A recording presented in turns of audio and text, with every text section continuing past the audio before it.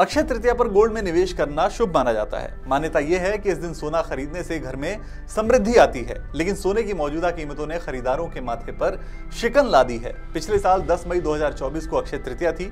अगर उस दिन के सोने के रेट से इस अक्षय तृतीया के रेट की तुलना करें तो सोने का दाम करीब 31% बढ़ गया है। इसका मतलब ये भी है कि सोने में निवेश बाकी एसेट क्लास के मुकाबले सेफ तो होता ही है, साथ ही इसमें रिटर्न भी अच्छा मिला है। लेकिन सोने की खरीदारी मतलब सिर्फ ज्वेलरी नहीं है। मॉडर्न जमाने में सोने में निवेश के तरीके भी मॉडर्न हो गए हैं। इसलिए इस वीडियो में हम आपको सोने में निवेश करने के 5 तरीके बताएंगे, जिसमें से किसी के भी जरिए आप सोने में इन्वेस्ट कर सकते हैं। पहला तरीका है सोने का गहना।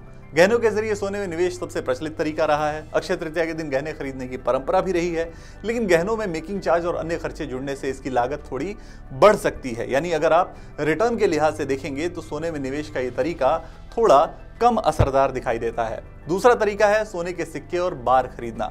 अगर आप गहने पहनने के बजाय सोना सुरक्षित रखने के लिए और रिटर्न कमाने के लिए खरीदना चाहते हैं तो सोने के सिक्के और बार आपके लिए बेहतर विकल्प हैं। इनका अलग अलग तरह का आकार और वेट होता है। इनके साथ शुद्धता का एक सर्टिफिकेट भी मिलता है।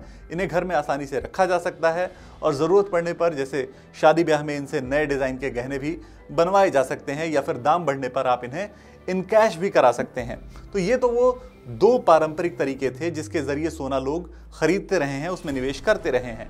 लेकिन अब हम आपको बताते हैं सोने में निवेश के 3 आधुनिक तरीके जिसके जरिए आप सोने में निवेश कर सकते हैं। इनका फायदा यह है कि इनके रेट में ट्रांसपेरेंसी रहती है, साथ ही फिजिकल सोने को रखने में जो डर होता है जैसे कि खोने का या चोरी होने का, वो डर भी यहाँ नहीं रहेगा।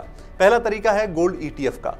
मॉडर्न इन्वेस्टर्स के लिए गोल्ड ETF एक शानदार विकल्प है। इसके लिए आपको फिजिकल सोना घर लाने की जरूरत नहीं होती। डीमैट अकाउंट के जरिए आप गोल्ड ETF खरीद सकते हैं। इसकी कीमत सोने के ताजा भाव के साथ सीधे तौर पे जुड़ी होती है और इसको स्टॉक की तरह आसानी से खरीदा बेचा जा सकता है।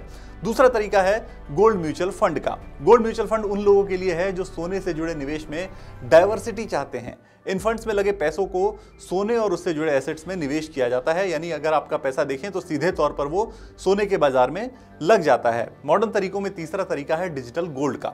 ये तरीका आजकल काफी लोकप्रिय हो रहा है क्योंकि इसे खरीदना और बेचना फिजिकल सोने की तुलना में बहुत ही आसान होता है और चोरी होने या खोने का डर भी यहाँ पर नहीं रहता।